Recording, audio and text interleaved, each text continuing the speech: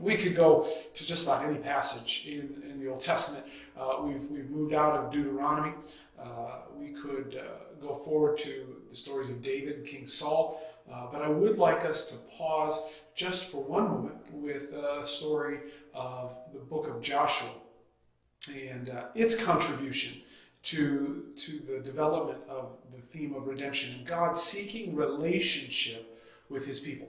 And at the very beginning of Joshua, well, within the first few chapters of Joshua, we find a particular passage that is well known. It is one of those stories that gets told a lot. And so we're most often familiar with it. I think most people have at least heard the outline of the story. So it's well known. It's also important in the development of God's plan with humanity. But its importance is also challenging. And the challenge is to do with the challenge that shows up in multiple places in the Scripture. We've already talked about some of these, where we encounter these to our modern sensibilities, and maybe even to ancient sensibilities, really challenging and difficult realities that take place. Noah's Ark was one of those. We see this cataclysmic judgment against humanity's sin, executed by God, that brought destruction and death to not a couple or only the worst of the worst, but to almost all of humanity, including the animal kingdom. That's a troubling passage in Noah. We talked about that a little bit. But these troubling passages help us to understand important truths that continue to be expressed as we move forward. You can't understand the importance of Jesus or the cross if you don't first understand some of the things that have to do with events like Noah's Ark or Abraham being called on the mountain to offer his son. These are difficult passages, difficult truths, but they unfold for us and show us something that leads us to understand the importance of the place of Jesus. And so this is another one of those stories that helps us to place some key pieces, building blocks, in the story about what we know about God, what redemption is all about, and how it all fits together. So let's look at this very well-known story that teaches us about life and God, sin, the reality of the demand for holiness, and God who keeps his promises and is righteous in all his judgments. Well, this is the book of Joshua. We're going to start with a couple scenes that are all related to each other. Chapter 2 introduces us to a character and a city, which then is picked up again in chapter 6, and the impact of the events of chapter 6 overflow into chapter 7. So there are a long and developed series of scenes that all fit together in the telling of this story. And we begin in Joshua 2. Verse 1 through 24 lays out the whole scene. This is the story of Rahab, the Jericho woman who was a prostitute who lived in the city of Jericho, and her interactions with spies sent by Joshua to figure out the city and the plan for the siege of Jericho, and her own townspeople who are looking for those spies. So that's the scene. I'm not going to read all of chapter 2, but I want to read a couple little pieces of that longer narrative. Verse 1. And Joshua, son of Nun, sent 2 men secretly from Shittim as spies, saying, "Go, view the land, especially Jericho." And they went out and came into the house of a prostitute, whose name was Rahab, and lodged there. So as they are getting ready, they crossed over the Jordan. They've consecrated themselves at a place called Gilgal, in a place of preparation for the conquest, to take the promised land that God had promised Abraham and Isaac and Jacob and all of the story that we've already addressed. They come to the first city.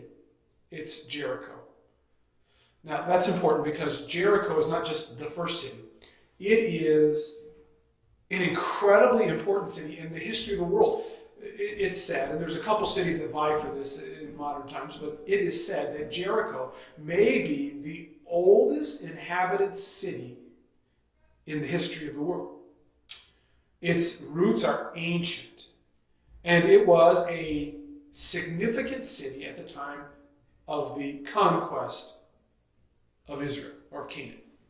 And so the way that the Canaan was laid out at that time, it wasn't like there was the nation of Canaan and then there was the nation of Israel. Canaan was a loose confederation of ethnically related people, but each major city in the land of Canaan represented oftentimes different tribes or different small city-state kingdoms that were individually sovereignly ruled. Many times these individual cities had their own local deities, their own local gods, and they would have these highly fortified cities with the multiple walls, entrenchments around the city to protect it. And then the surrounding countryside, the people who lived there, would pay allegiance to the city-state, the king of that little tribe or that local city. And Jerusalem was Jericho was one of those very significant cities. And so it was well known for its well-reinforced walls. In fact, the city of Jericho, as archaeologists have discovered, the multiple layers of Jericho, they have discovered that probably around the time of the conquest of Israel, there's some debate, there's a little bit of challenge in the historical record, nothing significant. In fact, the more archaeological digs they do, the more it is confirming the biblical record. But the walls of the city of Jericho were actually comprised of two sets of walls that ran parallel around the city. And so oftentimes what they would do is to solidify the walls, they would build houses that bridged between the exterior wall and the interior wall. And often the people who lived in that in between the walls area were often the poor and the needy of the community, and so they would live in this less desirable area of the city, living between the walls. That's where Rahab lived, known as a woman of ill repute, a prostitute, probably ran some kind of inn or brothel, and in that home between the walls was where she resided. And so when the spies come, they find residence and they get residency or dwelling there, and the people of Jericho come looking for these spies. She hides them. And so this is what she says to the spies. I know that the Lord has given you the land, and that the fear of you has fallen upon all of us, and that all the inhabitants of the land melt away before you. For we have heard how the Lord, and again, this is one of those times that the way Lord is written is very important. It's in all capitals, which specifically means this is the personal name of the God who revealed himself to Israel, Yahweh. For we have heard how the Lord dried up the water of the Red Sea before you when you came out of Egypt, and what you did to the two kings of the Amorites who were beyond the Jordan, to Sihon and Og, whom you devoted to destruction. And as soon as we heard it, our hearts melted, and there was no spirit left in any man because of you. For the Lord, again, all caps, the Lord, your God, he is God in the heavens above and on the earth beneath. In other words, Rahab has come. I'm not saying she's given up her polytheism or that she has totally renounced the gods of Canaan, but she has recognized that Yahweh, the God of the Israelites, Yahweh, your God, is the God of heaven and the God of earth. Which again is this very specific framing in that time period of a way of saying, your God is the ultimate God. Your God is the ruling God over heaven and earth. Now then, please swear to me by the Lord, by your God, that as I have dealt kindly with you, you also will deal kindly with my father's house, and give me a sure sign that you will save alive my father and mother, my brothers and sisters, and all who belong to them, and deliver our lives from death. And the men said to her, our life for yours, even to death. If you do not tell this business of ours, then when the Lord gives us the land, we will deal kindly and faithfully with you. Then she let them down by a rope through the window, for her house was built into the city wall, so that she lived in the wall. Okay, so now there are several other things that now happen in between chapter 2 and chapter 6 when they come to Jericho. You know the story of Jericho. We're not going to spend a lot of time on the battle plan, which is where they marched around the city 6 days in a row, one time each day. They'd laid siege to it. And then on the seventh day, they marched around it 7 times with the priests and the trumpets, and they gave a shout. And then the Lord did this miracle in the walls of the city, this well-known fortified city of the Canaanites. The walls collapsed. Okay, so we know that part of the story. But there are some other things that are going on in the story, in the judgment. Joshua meets the commander of the armies of the Lord immediately preceding. And the Lord, this commander, who Joshua ultimately refers to as the Lord, which is an interesting thing that's happening there. But in that moment, he speaks to Joshua and gives him a plan on how to do this. And in the unfolding of the plan, he tells Joshua, and then Joshua relates to the people of Israel as they prepare for the battle, that the city of Jericho has been devoted. Joshua chapter 6 verse 17 speaks of this. In fact, this word shows up all through chapter 6 of Joshua. And this idea of being devoted, and that's a difficult word to translate because it's a very technical term. And it's a very specific word that's used a handful of times. In fact, in the Old Testament, it's used 29 times as a whole. But the amazing thing is in the 29 times that it's used, there is a large number of those. I think there's 7 of them. Those usages are used specifically here in Joshua chapter 6. It's a key word in this passage.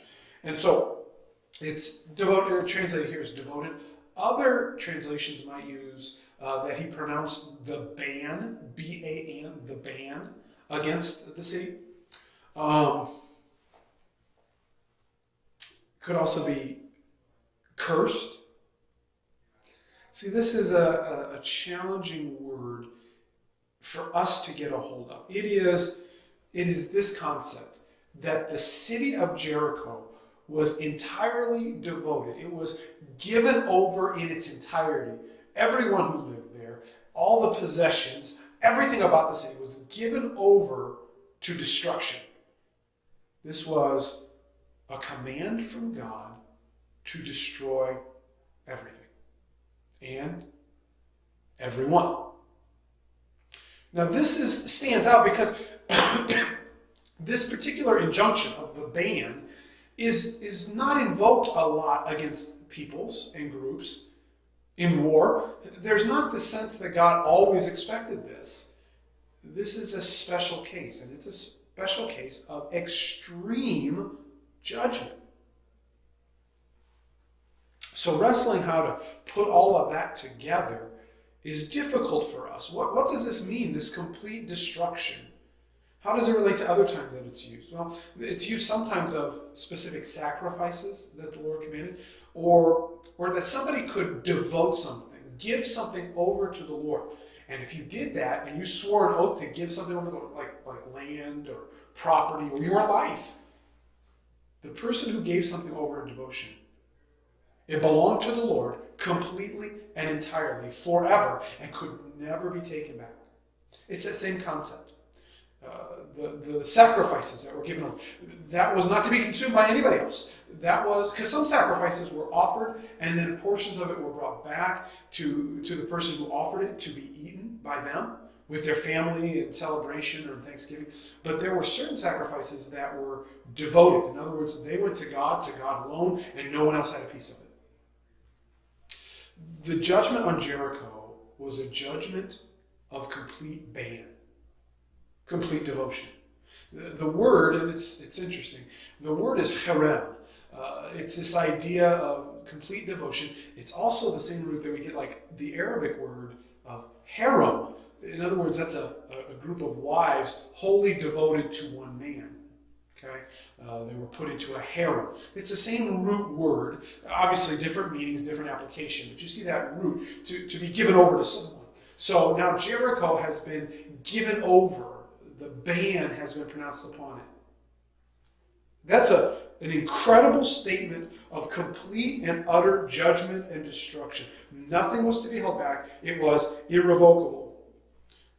Some translators and scholars define it this way. The basic meaning is the exclusion of an object from the use or abuse of man and its irrevocable surrender to God. Now, the Israelites had made a promise that they would do this to a couple cities. Jericho, a town called Ai, that's coming up in chapter 8, Makkedah, Hazor. So out of all of the cities and the judgments, this word and this pronouncement is very specifically against a handful. Now the scripture gives us the explanation of why. In Deuteronomy chapter 7, 2 through 6, the explanation of why God would expect this complete devotion for these places in the Promised Land was because he said that these cities and these peoples, because of their sinfulness, their wickedness, they would inevitably lure Israel away from him. And so to protect them from that temptation and to bring judgment and righteousness to bear on the wickedness of those people, the Lord pronounced the ban on them. Complete. And so not only was it judgment on them, it was judgment on any Israelite who failed to obey and recognize the declaration of the harem, the ban. It was complete devotion to destruction from those things that were and would likely lead Israel away from God. It plays out when they do attack Jericho. This next city they go to battle is Ai. Insignificant in comparison to Jericho. Not fortified, not as powerful. And they go against Ai, and Israel loses. And the reason is a guy by the name of Achan, an Israelite, saw some things when the city of Jericho was destroyed, and he took them and he kept them. Things that had been pronounced under the ban. He took them and kept them. And because of that, the entire nation suffered a humiliating and devastating defeat at Ai. Eventually, Achan and his whole family lose their life because they touched the devoted thing. So there's a lot of things that play into this that are difficult. This idea of total judgment. It almost seems like what we might call genocide. And we have a hard time reconciling the idea of the God who loves the world so much that he gave his only begotten Son, that he would give an order for genocide. Well, let me pull it back a little bit and just say, here's what we learn about God in the midst of this pronouncement of the ban, devotion. Number one, these were not innocent individuals. They were well known for their sinfulness to a degree that we probably can't even really begin to grasp or connect to. These are profound things, and God is giving them time. The scriptures are clear to us that one of the things that took so long, the 400 years they were in slavery in Egypt, the reason for that was because that the Canaanites were being given opportunity and were filling up the full measure of their sinfulness. They had a chance to do right, and yet they rejected it. In fact, they got worse. The measure of their sin in this area was devastating. They were idolaters. They were known in some places to practice human sacrifices. There was debauchery and wretchedness and idolatry. And what they were particularly adept at doing is taking the city gods, the local deities that we talked about earlier, of one place and adapting them and kind of morphing them and synthesizing them and bringing them together with their own gods. That is the worst case scenario for the redemptive plan of God. The reason he called Israel was to call them out of that so they could be separate, so that there could be a line through whom the Redeemer could come. That's why he gave the law. That's why he was so strong against idolatry. It was that place where they would bring together and mix together. And we see Israel doing this over and over again. And what God was trying to do in the warnings of Deuteronomy and in the pronouncements of the ban against Jericho and Joshua was to protect them from the destructive influences that would lead them to places of loss, suffering, and destruction, and put at risk the sovereign plan of God to redeem the world. He needed a people who would stand with him and for him, through whom he could reach the world. That's why he pronounced this. Again, we could talk more, and it doesn't solve all of the problems. It's still very difficult, this kind of judgment, this kind of difficulty for us. But the truth is, God is just in his actions, and his pronouncements are right and true. What I think we can learn from a few of these passages is the importance of knowing, number one, how dangerous it is when we tolerate and bring alongside of our relationship with God those things that would lead us away from God. That's why Jericho was to be destroyed, because God knew that their idolatry will lure your heart away. And here's the thing. You cannot serve God and serve other idols. And so when we mix them together, inevitably, the thing that loses, inevitably, is our walk with God. And so we learn a little more about the danger, the enticement of staying too close, playing around the edges of destructive and sinful influences. The destructive influence in our lives is often far greater than we acknowledge. And so the pronouncement of divine judgment and the warning to Israel, don't touch this. Achan had to suffer the consequences, because it wasn't just about him, it was about the entire nation and our own lives. And as the scriptures go forward, this reality that we have to guard the danger of tolerating sinful and destructive influences that, left undealt with in our lives, will inevitably pull our hearts away from God and his purposes. I'll tell you another thing that stands out to me in this story is that even in the most radical level of divine judgment, God still finds mercy. To whom does he show mercy? To those, not that are perfect, not that get it all figured out right away, but are willing to trust him, and to use the biblical word, fear him. See, we know this isn't just an ethnic raid on the Canaanites, because he spares a Canaanite woman and her entire family. See, Rahab was set apart and protected because she put some level of trust in who God was. She refused to stay in the simple place of comfort where she was, but she recognized that the God of heaven and earth was the God of Israel, and that to dismiss him would be to assure her own destruction. And so there is this sense, and the scriptures tell us that there is an element of faith in Rahab's actions. There is an element of obedience in action in her choices. And there is this sense that whether she immediately understood that she had to renounce all her other gods, it doesn't seem like that at this point that she gets that. She's just saying, your God is more powerful than all the other gods, and is the chief of all the gods. And so in doing that, though, she accomplished for herself and her entire household salvation. So it tells us this again, that God is not a respecter of persons. He doesn't only love those that look right and are of the right background and the right setting and have the right. No, what God honors is a willingness to trust him above everything else. Even when we don't have everything perfect, worked out, all of our theology figured out, if we can learn to trust him above everything else, he will find a way to protect us. And when the walls of Jericho fell, Rahab and her family were not destroyed. They were saved. They were protected. As they were kept in the place where the scarlet thread that she marked her household in the window,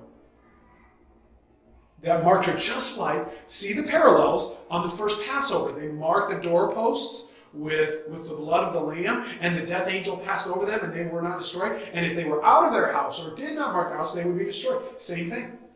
Rahab put the red cord, and it marked her house, and that when death came, judgment came, there was protection. Here's the amazing thing about Rahab. Because she was willing to trust God, she feared him more than anything else. Salvation came to her, her family, but also Matthew records to us that her connection to the people of Israel, she eventually marries into the household of Israel, and she becomes a direct descendant of Jesus himself.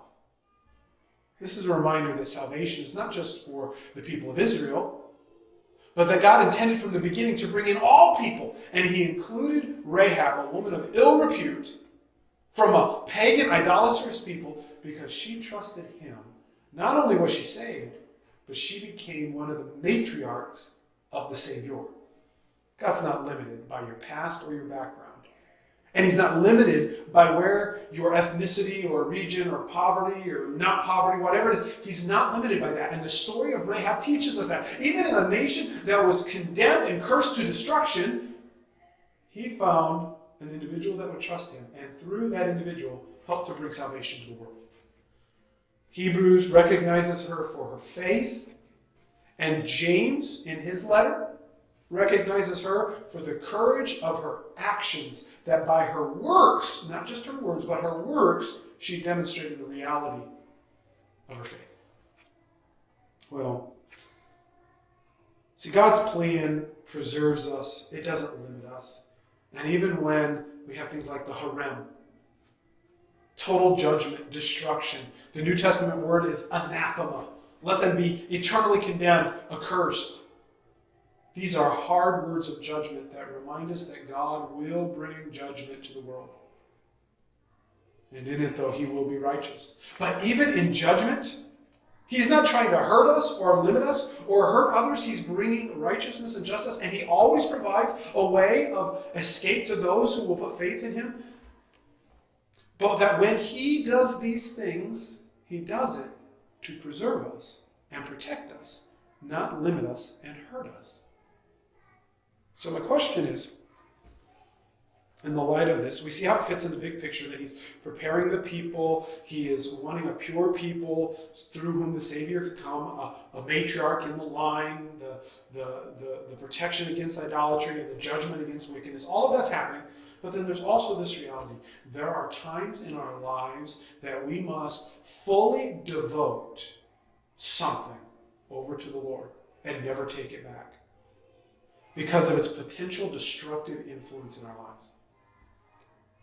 What are the things that just can't remain in your life? Because its connection to sinfulness or its potential to entice and lure you away from God's plan. What are those things in your life? And here's the thing that Jericho teaches us, and that the story of Ai teaches us, and the faith of Rahab teaches us, is there are times where we must put to death and totally commit something over to the Lord and never take it back. Let it be destroyed. Because to hang around the edges of it will inevitably redirect our heart. This impacts our choices in relationships, behaviors, thought processes. Are there things today that need to be devoted? That's the story of Jericho, the story of Rahab, and the story of Ai. May God help us to not touch the thing that's been devoted.